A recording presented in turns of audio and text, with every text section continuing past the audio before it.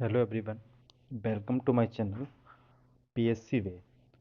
आज हम इस वीडियो में 14 दिसंबर को एमपीपीएससी द्वारा एफएसओ का एग्ज़ाम आयोजित किया गया था।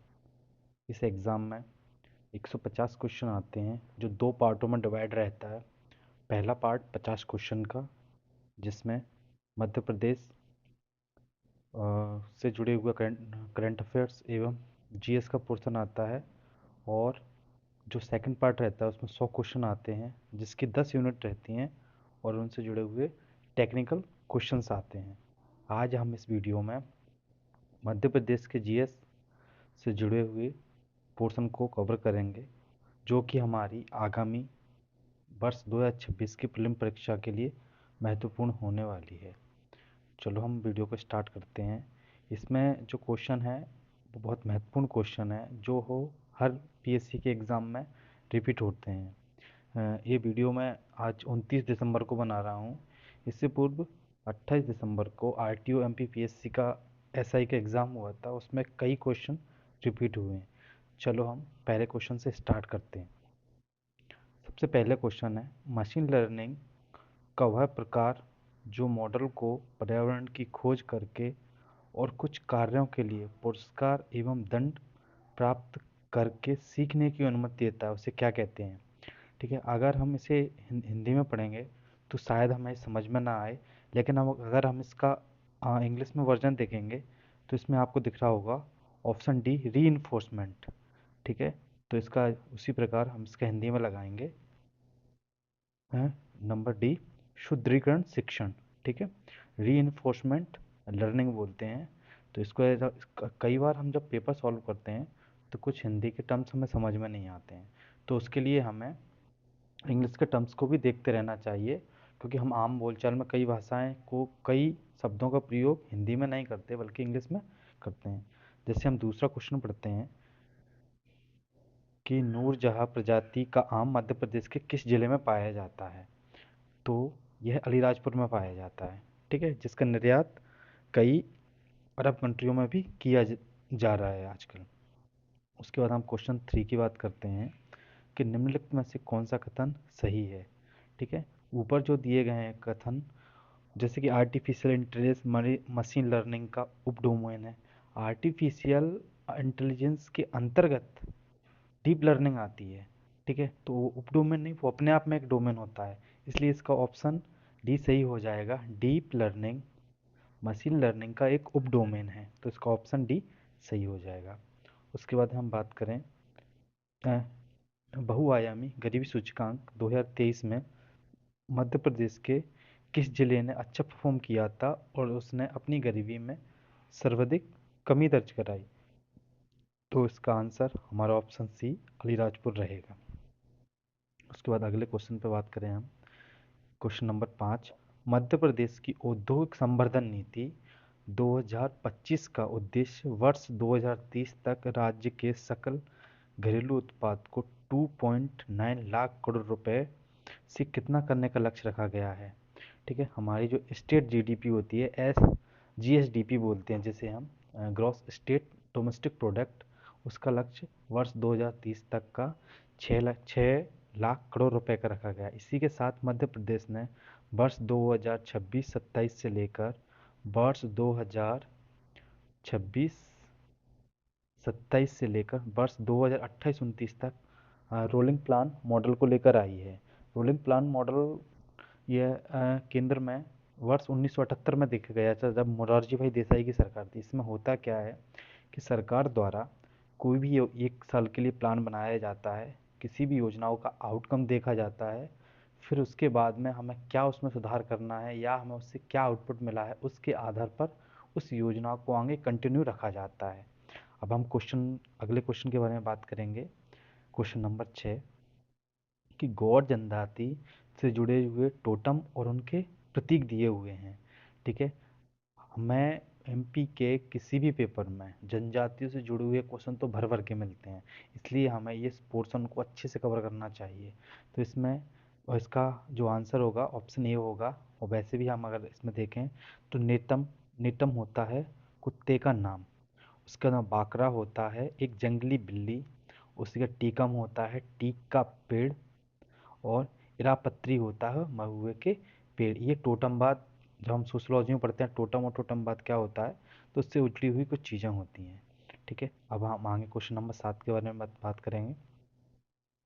क्वेश्चन नंबर 7, मध्य प्रदेश का जनजातीय संग्रहालय भोपाल में किस वर्ष स्थापना की गई थी? अगर मध्य प्रदेश में सबसे पुराना जनजातीय संग्रहालय की बात की जाती है तो वो छिंदवाड़ा में स्थापित किया गया था, जिसे जिसका कोई अन्य नाम है बादल भोई के नाम से जानते हैं। लेकिन वर्ष 2013 में सभी जनजातियों के लिए मुख्य रूप से समर्पित जनजातीय संग्रहालय की स्थापना भोपाल में की गई, जबकि जो छिंदवाड़ा में अवस्थित है उसको भरिया के लिए ही डेडिकेट कर दिया गया है। अब हम बात करेंगे अगले क्वेश्चन की, tribal heritage of Madhya Pradesh पुस्तक के लेखक कौन है?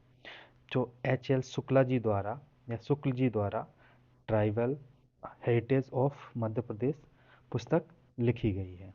ठीक है, उसके बाद में हम बात करेंगे क्वेश्चन नंबर 9 की, जिसमें मध्य प्रदेश में रेल सेवा आयोग या रेल चयन मंडल का मुख्यालय कहाँ अवस्थित है? तो ये भोपाल में इसकी स्थापना की गई है। और अब वहीं हम बात कर लें कि पश्चिम मध्य रेलवे जो कि वेस्टर्न सेंट्रल रेलवे का मुख्यालय कहाँ पाया जाता है? तो वो जबलपुर में पाया जाता है। ध्यान रखिएगा, हमारे यहाँ पे 18 रेलवे जोन हैं, उनमें से एक का मुख्यालय हमारा जबलपुर में अवस्थित है। ठीक है, अब हम बात करेंगे क्वेश्चन नंबर 10 की, जिसमें बताया गया है, कहा गया है कि मध्य प्रदेश द्वारा बजट 25-26 में देवी अहिल्याबाई कौशल विकास कार्यक्रम के लिए स्वीकृत राशि कितनी है? 25 करोड़ राशि स्वीकृत की गई है। ये जो मैं आपको आंसर दे रहा हूँ, ये मध्य प्रदेश लोक सेवा आयोग द्वारा जो प्रोविजनल आंसर की दी गई है उसके अनुसार मैं आपको ये आंसर बता रहा हूँ। ठीक है, अब हम बात करेंगे क्वेश्चन नंबर 11 की, जिसमें बताया गया मध्य प्रदेश में हलाली नदी किस नदी की सहायक नदी है? तो हलाली नदी मुख्य रूप से हमें बीना वाले क्षेत्र में देखने को मिलती है। ठीक है, जो कि एक सागर का पार्ट है, तो वो बेतवा की सहायक नदी है, तो इसका ऑप्शन सी सही हो जाएगा। हम बात करेंगे मध्य प्रदेश में, इसको आईएमपी के रूप में लिख लीजिए, मध्य प्रदेश में किलों का मोती या जिब्राल्टर ऑफ इंडिया या पूर्व का जिब्राल्टर किसे कहा जाता है? तो ग्वालियर का किले को कहा जाता है, जिसकी स्थापना छठवीं ईस्वी में राजा सूरज सेन द्वारा की गई थी। यहाँ पे हमें राजा मानसिंह तोमर जी द्वारा मृगनयनी भवन, ठीक है, राजा मानसिंह महल, कौशक महल नहीं, विक्रमजीत महल, ठीक है, उसके बाद में दादा छोड़ो बंदी छोड़ो गुरुद्वारा, ठीक है, आदि देखने को मिलता है। यहाँ पे मुख्य रूप से सहस्त्रबाहु मंदिर, जिसे सास बहू का मंदिर लोग कहने लगे हैं, लेकिन वो सहस्त्रबाहु मंदिर है। इसी के साथ में 80 खंबे की बावड़ी, साथ में यहाँ पर तेली का मंदिर जो कि द्रविड़ शैली का बना हुआ है। इस किले की मुख्य विशेषताएं, तो इसका आंसर हो जाएगा ऑप्शन सी, ग्वालियर का किला। ऑप्शन 13 के बारे में हम बात करेंगे। सन 2011 की जनगणना के अनुसार मध्य प्रदेश के किस क्षेत्र में अनुसूचित जनजाति की जनसंख्या सर्वाधिक अधिक थी? जैसे इसमें ऑप्शन बी इसका आंसर होगा पश्चिमी क्षेत्र में। तो हमें इसके बारे में कुछ जुड़े हुए फैक्ट जानना चाहिए कि मध्य प्रदेश की सबसे बड़ी जनजाति कौन सी है? तो भील जनजाति मध्य प्रदेश की सबसे बड़ी जनजाति है, जो कि मध्य प्रदेश के अलीराजपुर झाबुआ क्षेत्रों में निवास करती है। इसी के साथ ही दक्षिणी क्षेत्रों में हमारी कोरकू एवं अन्य जनजातियाँ पाई जाती हैं, इसलिए इसका आंसर हो जाएगा पश्चिमी भाग में मध्य प्रदेश की सबसे अधिक अनुसूचित जनजातियों की संख्या पाई जाती है। ठीक है, उसके बाद अगला क्वेश्चन है हमारा क्वेश्चन नंबर 14। इसमें लिखा गया है कि जो आस्की कोड होता है, ठीक है, सबसे अधिक इस्तेमाल किए जाने वाला एनकोडिंग योजना आस्की की पूर्ण रूप क्या है? तो इसको बोलते हैं option D, American standard code for information interchange. इसको मुख्य रूप से आपको स्टार्टिंग में सब कुछ दिखेगा सेम, लेकिन ये इंटरचेंज और इन्फॉर्मेशन से मेनली आज की मेरे द्वारा तो इसी प्रकार से याद किया गया था।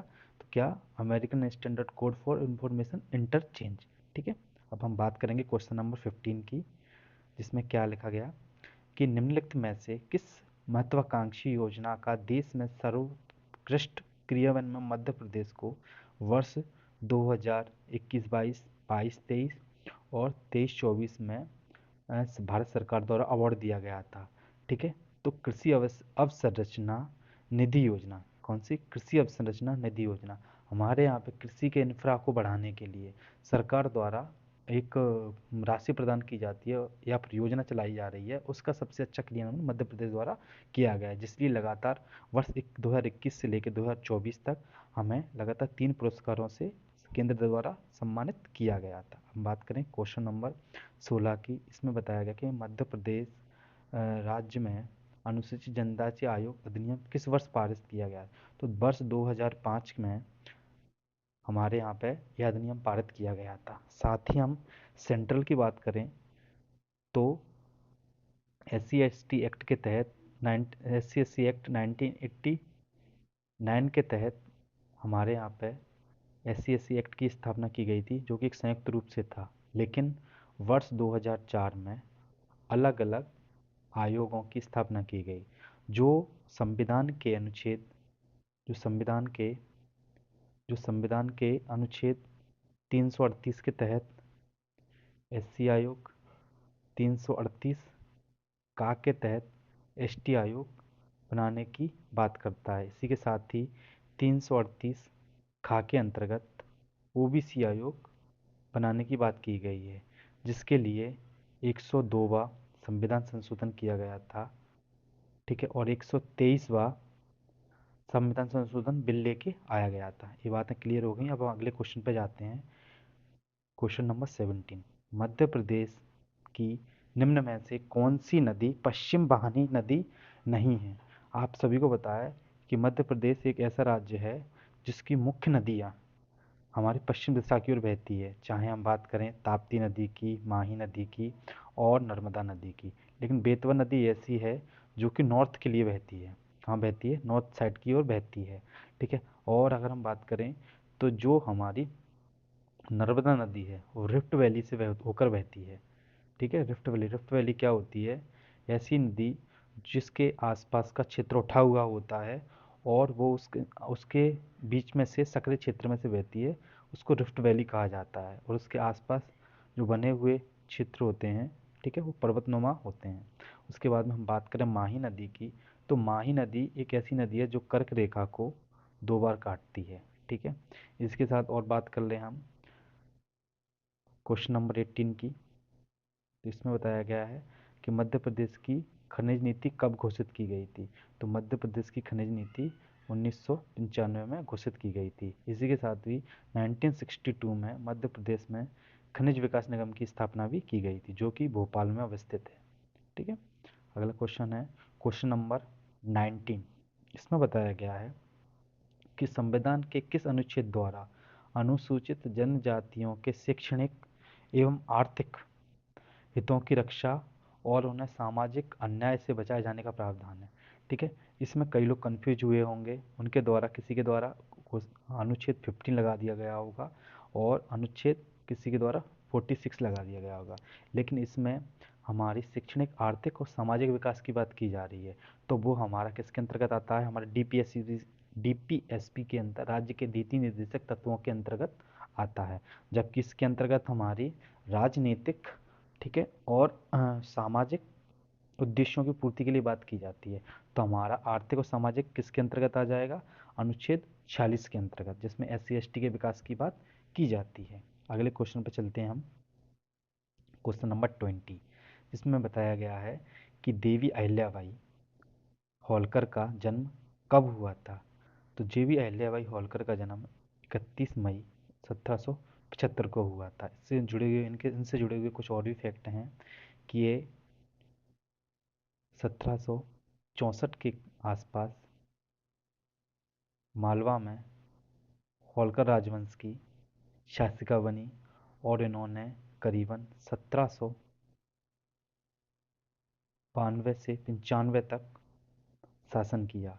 इनके समय पर इनके मुख्य सेनापति यशवंत राय होलकर द्वितीय हुआ करते थे। इनसे जुड़े मुख्य फैक्ट हैं, इन्होंने वाराणसी में कई घाटों का निर्माण कराया। साथ में जो महेश्वर की साड़ी है उसके लिए कई उद्योग धंधे उद्योगों की स्थापना भी की। और साथ ही महेश्वर के किले के अपनी राजधानी बनाया और उसे एक व्यापारिक केंद्र के रूप में स्थापित किया। अब क्वेश्चन नंबर 21 के बारे में हम चर्चा करते हैं कि भारत के संविधान की 12वीं अनुसूची के अनुच्छेद 243 बा के अंतर्गत कौन सा विषय नहीं आता। तो देखिए 243 बा इसके अंतर्गत राज्य के जो विषयों का वर्गीकरण किया गया है जो हमारे संघ राज्य एवं समवर्ती सूची में वर्णित है। तो मत्स्यन का क्षेत्र हमारा 243 भाग के अंतर्गत नहीं आता, बल्कि सड़क, पुल, जरण मरण, सांख्यिकी, अग्निशमन सेवाएं हमारे इसके अंतर्गत आते हैं। ठीक है, अगला क्वेश्चन आता है कि राज्य निर्वाचन आयुक्त की नियुक्ति का उल्लेख संविधान में किस अनुच्छेद में। मैंने आपको पहले ही क्वेश्चन में बताया था कि जब डा डा डा था ये सब समझ में ना आए हमें तो हमें इसका इंग्लिश वर्जन देखना चाहिए। तो इसमें दिया हुआ है के। ठीक है, ऑप्शन ए क्या दिया हुआ है 243 के। ठीक है, मैंने कैसे याद किया था इसको मैं आपको बताऊं। मैं आई से होती है इनकम, तो ये वित्त आयोग से संबंधित था। ठीक है, और उसके बाद में आई जे जे हमारा अगर हम इनकम होगी तो उसका लेखा जोखा भी रखना पड़ेगा, तो जे को हमने उससे याद किया था। उसके बाद में क्या आता है हमारा निर्वाचन आयोग, तो वो के से संबंधित था, तो इसी प्रकार से मैंने याद किया था। आई से होती है इनकम, तो हमने वित्त की स्थापना कर रहे हैं हम। ठीक है, वित्त आयोग की इसके अंतर्गत करेंगे। उसका जे से होती है लेखा, इसके अंतर्गत हम लेखा करेंगे। जो हम सीएजी की रिपोर्ट वगैरह आती है तो वो इससे जुड़ी हुई रहती है। जे के अंतर्गत उसके इनकम के बाद सीधी लेखा आएगा, जजमेंट आएगा। ठीक है, उसके बाद में फिर हम के इसकी स्थापना करेंगे। ठीक है, तो ये इसका ऑप्शन ए आंसर हो जाएगा, ऑप्शन ए 243 टा। ठीक है, अब हम बात करेंगे पांडव जलप्रपात किस नदी पर देखने को मिलता है। पांडव जलप्रपात इसमें मैंने लगा नहीं पाया, इसका आंसर हो जाएगा ऑप्शन ए केन नदी पर। जो हमारा केन जब पढ़ने को मिलता है जो पन्ना टाइगर रिजर्व है उसके मध्य में ही पांडव जलप्रपात पाया जाता है। तो किस नदी पर पाया जाता है, केन नदी पर। ठीक है, अगला क्वेश्चन है हमारा मध्य प्रदेश की कौन सी जनजाति स्वयं को खूटिया पटेल कहती है। तो मध्य प्रदेश की सहरिया जनजाति अपने आप को स्वयं को खूटिया पटेल कहती है। ठीक है, ठीक है, एक बात और ध्यान रखना है, यह मध्य प्रदेश की सबसे पिछड़ी जनजाति जो 3 जनजाति हैं बैगा भारिया और सहरिया, उनमें से एक जनजाति है सहरिया। इसके बाद में ये जड़ी बूटियों के अच्छे जानकार होते हैं। ये मध्य प्रदेश के उत्तरी भाग, ठीक है, श्योपुर, भिंड, मुरैना, ग्वालियर, शिवपुरी आदि क्षेत्रों में पाए जाते हैं। लेकिन इनमें आजकल बहुत सी बीमारियां देखने को मिलती है। ठीक है, इनके लिए सरकार द्वारा एक योजना चलाई गई है जिसमें इन्हें 1,500 रुपये प्रदान किए जाते हैं जो मुख्य रूप से बेगा, भारिया और सहरिया जनजाति को ही दिए जा रहे हैं। ठीक है, अब आगे चलते हैं। ओरछा पर्यटन स्थल मध्य प्रदेश किस जिले में पाया जाता है। ओरछा मध्य प्रदेश के निवाड़ी जिले में पाया जाता है। ओरछा बुंदेला राजाओं की राजधानी रही थी। यहाँ पर रामलला का मंदिर है। यह भारत का एक ऐसा मंदिर है जहाँ पर राम भगवान को भगवान के रूप में नहीं बल्कि राजा के रूप में पूजा जाता है। ठीक है, यह है भारत का एकमात्र ऐसा मंदिर है जहाँ पर भगवान राम को भगवान के रूप में नहीं बल्कि एक राजा के रूप में पूजा जाता है। ठीक है, इसका आंसर क्या हो जाएगा, ऑप्शन ए निवाड़ी। ठीक है, अगला हमारा क्वेश्चन है मध्य प्रदेश के किस साहित्यकार को साहित्य एवं शिक्षा में योगदान के लिए वर्ष 2025 में पद्म श्री से सम्मानित किया गया है। तो ये हैं हमारे जगदीश जी जोशीला। कौन है, जगदीश जी जोशीला। ठीक है, उसके बाद में अगर हम पद्म पुरस्कारों की बात करें तो ये पद्मश्री हमारा नागरिक पुरस्कारों में चौथा सबसे बड़ा पुरस्कार है। वर्ष 2025 में 139 पद्म पुरस्कार दिए गए जिसमें से 7 पद्म विभूषण दिए गए। ठीक, अब हम आगे बात करें क्वेश्चन की कि मंदसौर किस नदी के तट पर स्थित है। तो मंदसौर ऑप्शन सी रहेगा इसका आंसर, शिवना नदी के किनारे स्थित है। ठीक है, यहीं पर सिमना नदी के किनारे पशुपतिनाथ का मंदिर भी अवस्थित है। ठीक है, इसके बाद बात करें हम क्वेश्चन नंबर 28 की, कि कायथा जो पुरातात्विक स्थल है वो किसके द्वारा खोजा गया था? बी एस बागड़कर जी के द्वारा कायथा पुरातात्विक स्थल खोजा गया था। अगर इसकी उपस्थिति उज्जैन में देखने को मिलती है हमें। इसी के साथ ही बी एस बागड़कर जी द्वारा भीमबेटका की खोज भी की गई थी। ठीक है, भीमबेटका की खोज भी की गई थी। इसके बाद अगला क्वेश्चन है, राष्ट्रकूट राजा दंती दुर्ग ने उज्जैन में किस यज्ञ का, यह एमपीपीएससी 2020 में पूछा गया था, शायद यही सेम क्वेश्चन 20 से 21 में पूछा गया था, उनके द्वारा हिरण्य गर्भधान। ठीक है, इन पेपर का डिस्कशन करने का मेन रीज़न ये है, मैं आपको ये बता सकूं कि एमपीपीएससी में हर पेपर में लगभग 5 से 7 क्वेश्चन रिपीट होते हैं प्रीवियस ईयर के। इसलिए हमें प्रीवियस ईयर के क्वेश्चन करना बहुत ही ज़रूरी है। आगे आगामी वीडियो में मैं आपको यही प्रीवियस ईयर के क्वेश्चन ही कराऊंगा। ठीक है, अगला क्वेश्चन है हमारा, मध्य प्रदेश के माननीय राज्यपाल श्री मंगू भाई जी पटेल का जन्म स्थान कहाँ है? तो यह है गुजरात के नवसारी जिले से आते हैं। कहाँ से आते हैं? गुजरात के नवसारी जिले से। ठीक है, अगला क्वेश्चन है 31, मध्य प्रदेश के बजट 2025-26 के अनुसार विशेष पिछड़ी जनजाति वर्ग बेगा भारिया सहरिया, जो मैंने आपको पहले बताया था कि हमें 1,500 रुपये की हम उन्हें राशि दे रहे हैं, तो किस योजना के तहत दे रहे हैं?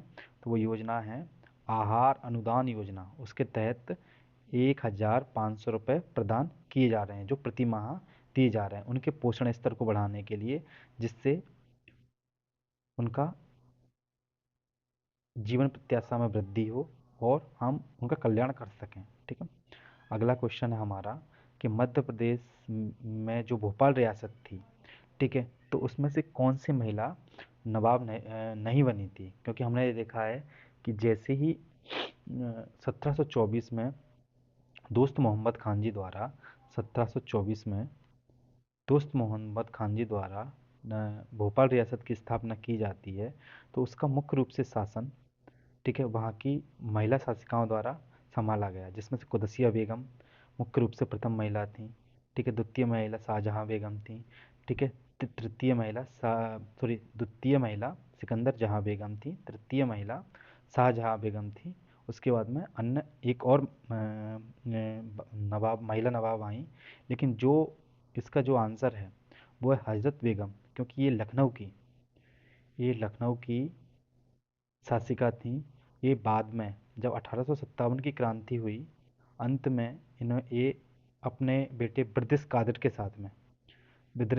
के साथ में नेपाल चली गई थी। तो पूछा जाता है अवध का अंतिम नवाब कौन था? तो हजरत महल बेगम का बेटा बिजरिस कादिर अवध का अंतिम नवाब था। 1857 क्रांति के समय था। ठीक है, अगला क्वेश्चन पढ़ेंगे। ये लखनऊ की शासिका थी मुख्य रूप से, ये लखनऊ, इसका आंसर ये रहेगा, ये मुख्य रूप से लखनऊ की शासिका थी। ठीक है, अगला क्वेश्चन है हमारा, अगस्त 2024 में भारत की पहली डेंगू वैक्सीन तीसरे चरण में नैदानिक परीक्षण किस स्वदेशी डेंगू वैक्सीन के साथ किया गया? तो इसका आंसर है डेंगीऑल। ऑप्शन सी इसका आंसर होगा, डेंगीऑल के साथ में किया गया था। ठीक है, अगला हमारा क्वेश्चन है क्वेश्चन नंबर 34। इसमें कुछ कथन दिए गए हैं, उन कथनों को हमें देखना है कि कौन सा सही है कौन सा गलत है। ठीक है, ब्रिटिश शासन के दौरान सर्वप्रथम 1829 में संभागीय आयुक्त का पद सृजित किया गया था। तो हमें पता होना चाहिए इस समय हमारा कौन शासक था? Lord Chelmsford. 1829 में हम देखते हैं कि हमारे यहाँ पे सती प्रथा बैन की गई थी। ठीक है, ये सती प्रथा बैन कराई गई थी, किसके प्रयासों के द्वारा कराई गई थी?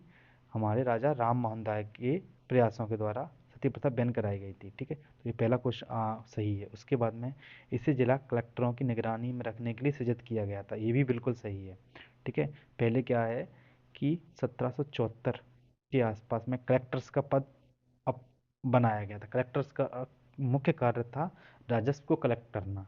तो वो कलेक्टर आज भी हमारे यहाँ पे, जो हम सिविल सर्विस परीक्षा पास करके जाते बोलते, तो वो आया शब्द वहीं से है। और मुख्य रूप से पहले उनके कार्य कम हुआ करते थे, बट आज उनके कार्यों में डाइवर्सिफाई हो चुके हैं और बहुत सारे कार्य हो चुके हैं। हर एक सिविल सर्वेंट का मतलब हर एक सिविल सिविल सर्विस एस्पिरेंट का एक मुख्य यही उद्देश्य होता है कि वो कलेक्टर बने। ठीक है, अगले क्वेश्चन को हम चर्चा करते हैं। पिथौरा चित्रकला मध्य प्रदेश की किस जनजाति द्वारा किया जाती है? तो ये भील जनजाति द्वारा पिथौरा कला मुख्य रूप से बनाई जाती है। इसमें घोड़ों पर बैठे हुए व्यक्ति एवं उनके शिकार एवं उनसे जुड़ी हुई चीज़ें रहती हैं। ठीक है, तो ये मुख्य रूप से हमारी जो झाबुआ अलीराजपुर उन क्षेत्रों में विकसित रहती है। ठीक है, अगला क्वेश्चन है, जमगोदरानी स्थित पवन चक्कियाँ किस जिले में अवस्थित हैं? तो जमगोदरानी देवास में अवस्थित है, जो कि मुख्य रूप से इंदौर से लगा हुआ क्षेत्र है। तो जमगोदरानी कहाँ अवस्थित है? देवास। ठीक है, अगला क्वेश्चन है, वन अधिकार अधिनियम किस वर्ष अधिसूचित किया गया? ठीक है, तो ये वर्ष 2006 में अधिसूचित किया गया। यूपीए प्रथम में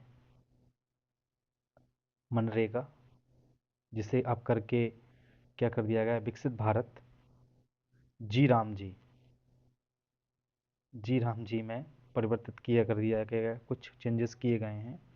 ठीक है, आगे आगे मुझे समय मिला तो मैं इससे जुड़ी हुई एक वीडियो लेके आऊँगा, जिसमें बताऊँगा कि जो नवीन संशोधन किए गए हैं वो क्या क्या हैं। ठीक है, और आरटीआई, इस समय पे आरटीआई, ठीक है, शिक्षा का अधिकार आरटीई यूपीए प्रथम द्वारा लेके आए गए थे, जो उनकी मुख्य कार्य थे। ठीक है, तो कितना, वर्ष 2006। चीलर बांध परियोजना किस जिले में अवस्थित है? तो ये शाजापुर में अवस्थित है। अगला क्वेश्चन है 39, मुख्यमंत्री सुगम परिवहन सेवा का मुख्य उद्देश्य क्या है? तो इसका मुख्य उद्देश्य है शहरी ट्रैफिक प्रबंधन सुधारना। आज हमारे शहरों में बहुत भीड़ होने लगी है, तो मुख्यमंत्री जी द्वारा यह सेवा प्रारंभ की गई है। ठीक है, अगला क्वेश्चन है हमारा क्वेश्चन नंबर 40। इसमें क्वेश्चन है कि जो जुलाई 2025 वनडे श्रृंखला में मध्य प्रदेश की किस महिला ने इंग्लैंड के विरुद्ध 6 विकेट लेकर राष्ट्रीय पहचान बनाई? तो ये हमारी ग्वारा छतरपुर की लड़की क्रांति गौड़ जी थी। उनके द्वारा इंग्लैंड के खिलाफ 6 विकेट लेकर अपनी पहचान बनाई। हाल ही में वर्ल्ड कप हुआ, महिला वर्ल्ड कप, पहली बार हमारी महिलाओं ने जीता, उनमें भी इनकी मुख्य भूमिका रही। उसके तहत सरकार द्वारा इन्हें 1 करोड़ की राशि इनाम के रूप में प्रदान की जाएगी।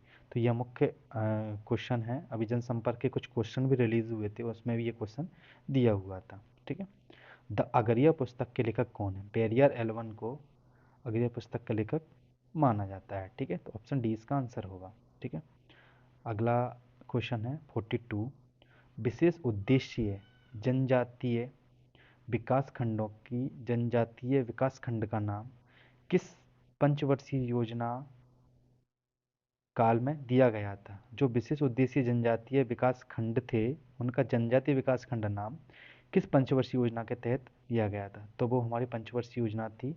ठीक है, तीसरी पंचवर्षीय योजना। तीसरी पंचवर्षीय योजना का जो हमारा टाइम पीरियड था वो 1961 से लेकर 1966 रहा। ठीक है, तृतीय पंचवर्षीय योजना का। ठीक है, इसके बाद में हमारी एक एक साल की 3 योजना या चलाई गई थी, जिसे योजना अवकाश के रूप में भी जानते हैं। ठीक है, तो याद रखना है हमें। अगला क्वेश्चन है हमारा, इंटरनेट ऑफ थिंग्स सेंसर जो विभिन्न तकनीकी डिज़ाइनों के माध्यम से सेंसर के पास आने वाली वस्तुओं की उपस्थिति या अनुपस्थिति का पता लगाते हैं, उन्हें निम्न किस नाम से जाना जाना जाता है? तो उनको जाना जाता है प्रोक्सिमिटी सेंसर। Proximity sensor. अब ध्यान रखना, कोई आपसे पूछ ले कि सेंसर किस चीज़ से बनते हैं, तो आपने एक नाम सुना होगा, रेयर अर्थ मेटल्स। ठीक है, मटेरियल। ठीक है, रेयर अर्थ मटेरियल्स। ध्यान रखना, ये सबसे ज़्यादा हमें चाइना से प्राप्त होते हैं। ठीक है, ठीक है, ये पाए तो हर जगह जाते हैं, लेकिन इसकी प्रोसेसिंग हर कोई नहीं कर पाता है। लेकिन प्रोसेसिंग के सबसे ज़्यादा प्लांट कहाँ पाए जाते हैं, तो चाइना में पाए जाते हैं, ठीक है। इसीलिए आजकल जो सेंसर बन रहे हैं या कोई चिप बन रही है, तो उसमें जो रेयर अर्थ मेटल्स का यूज़ होता है सेंसर्स के लिए, वो कहाँ से प्राप्त होते हैं, हमें चीन से, ठीक है। तो ये हमारी जो विदेशिक नीति है उस पर सॉफ्ट पावर, उसी प्रकार की सॉफ्ट पावर का यूज़ करके कहीं ना कहीं इसका लाभ उठाता है वो, ठीक है, ध्यान रखना। आगे है भील जनजाति में अतक और उतक क्या है। तो ये सामाजिक रीति रिवाज होते हैं मुख्य रूप से उनकी संस्कृति से जुड़े हुए। तो भीलों में क्या है, ये अतक और उतक, ये सामाजिक रीति रिवाज हैं, ठीक है। उसके बाद में वर्ष 2000 वर्ष 1920-21 में सागर में रतौना सत्याग्रह क्यों हुआ था। कसाई खाना की स्थापना के विरोध में इससे जुड़े हुए माखनलाल चतुर्वेदी जी थे, ठीक है। वो इसी आंदोलन से जुड़े हुए थे। क्वेश्चन बनता है एमपीएससी में, कई बार पूछा गया है। कसाई खाना या कसाई घर की स्थापना के विरोध में कौन सा आंदोलन चलाया गया, तो वो रतौना सत्याग्रह था। ये मुख्य रूप से कहाँ चलाया गया, तो ये सागर में चलाया गया, ठीक है। इससे जुड़े हुए कौन थे, तो माखनलाल चतुर्वेदी जी थे। उन्हें किस नाम से जाना जाता है, तो उन्हें एक भारतीय आत्मा के नाम से जाना जाता है। उनकी मुख्य रचनाएं कौन सी हैं, हिमतरंगिणी, हिमकरंटनी, ठीक है। तो ऐसी और उनके लिए किसके लिए उन्हें पुरस्कार दिए गए, तो हिमकरंटनी के लिए उन्हें पुरस्कार प्राप्त हुआ था, ठीक है। तो ये उनसे जुड़े हुए कुछ फैक्ट हैं। क्वेश्चन नंबर 46 के बारे में हम बात करें। इंदौर का मालवा अखबार का प्रकाशन कब हुआ था, तो 6 मार्च 1849 को। ये मध्य प्रदेश का हिंदी में प्रकाशित होने वाला पहला अखबार था मुख्य रूप से। इससे पूर्व ग्वालियर गजट के नाम से अखबार, पहला अखबार था जो मध्य प्रदेश में प्रकाशित हुआ था। लेकिन मालवा अखबार कब प्रकाशित हुआ, ये जहाँ तक मुझे याद आ रहा है, तो ये हिंदी में प्रकाशित होने वाला मध्य प्रदेश का पहला अखबार था, ठीक है। अगला क्वेश्चन है 47 का। अनुसूचित जाति और जनजाति SC/ST एक्ट 1989 के अंतर्गत अधिकतम सज़ा कितनी हुआ करती थी। तो इसमें पहले जब 2019 से पहले जो सिलेबस था, तो प्रीलिम्स में हमें 3 एक्ट पढ़ना पड़ते थे। सिविल अधिकार संरक्षण अधिनियम, ठीक है, उसमें और SC/ST एक्ट और एक मानव अधिकार संरक्षण अधिनियम, इनकी हर एक धाराओं को भी हमें याद करना पड़ता था। तो वो जब आते थे, इसमें सबसे अधिक सज़ा का प्रावधान रहता था मृत्युदंड, ठीक है। अगला क्वेश्चन है मध्य प्रदेश में बिदरी का संबंध किससे है। तो ये कृषि उत्सव के समय बिद्री संबंधित है, यह लोगों द्वारा आयोजित की जाती है, ठीक है। अगला क्वेश्चन है हमारा हार्डवेयर स्तर पर किस विशेष डिवाइस का समग्र नियंत्रण, संचालन व प्रबंधन की जिम्मेदारी सौंपी जाती है। तो जो ये क्या रहते हैं, डिवाइस ड्राइवर रहते हैं, ठीक है, डिवाइस ड्राइवर रहते हैं जो हमें विभिन्न, जो हमारे वो रहते हैं डिवाइसेस रहती हैं, उनको कैसे कंट्रोल करना है, कैसे उन्हें एग्जीक्यूट करना है, कैसे उनको मैनेज करना है, उसमें यूज़ होते हैं। अगला हमारा लास्ट क्वेश्चन है केन बेतवा लिंक परियोजना मध्य प्रदेश किस राज्य से साझा करता है। तो लगभग 44,000 करोड़ में यह पूरी योजना बन के तैयार होगी। उत्तर प्रदेश हमारा इसमें सहयोगी है। ये मध्य प्रदेश की पहली हो गई। इसके साथ में ये मध्य प्रदेश की पहली है, ये देश की भी पहली नदी घाटी लिंक परियोजना है। उसमें द्वितीय है कोसी मैची परियोजना। ये मुख्यतः बिहार राज्य से संबंधित है। ये बिहार की पहली एवं भारत की दूसरी नदी जोड़ो परियोजना है, ठीक है। और कुछ और हम किसी और टॉपिक पर चर्चा करते हैं। जैसे कि मैं आपको बताऊं कि ये मैं पेपर 19 दिसंबर को डिस्कस कर रहा हूँ, 29 दिसंबर को, और जबकि ये एग्ज़ाम 14 दिसंबर को 2025 में हो चुका है। इससे पूर्व मैंने 28 दिसंबर को आयोजित RTO SI का एग्ज़ाम हुआ था, वो डिस्कस किया है। लगभग 10 से 12 क्वेश्चन उसी पेपर से रिपीट हुए हैं, उसी पेपर से इसमें रिपीट हुए हैं। तो हमारे लिए PYQ प्रीवियस ईयर के बहुत ही इम्पोर्टेंट हैं, ठीक है। और कुछ हॉट टॉपिक जो MP में देखने को मिलते हैं, जैसे कि जनजाति, इन्हें तो हमें घोल के पी जाना है, ठीक है, जनजाति हुए, ठीक है। और जनजाति में पर्यावरण वाला फैक्टर बहुत इम्पोर्टेंट है, वो पूछा जाता है, ठीक है। इसके साथ ही science and tech, science and tech, science में ICT वाला पोर्शन, साइंस में ICT वाला पोर्शन मुख्य रूप से देखने को मिलता है हमें, जिसमें मशीन लर्निंग, एमएल, एआई, ठीक है, कंप्यूटर का जो कोर पार्ट है अब वो भी पूछा जाने लगा है। ठीक है, तो हम आगे ऐसी वीडियो लाते रहेंगे। इस अगर आपको वीडियो अच्छी लगी हो तो चैनल को सब्सक्राइब करें और वीडियो को लाइक करें। Thank you so much.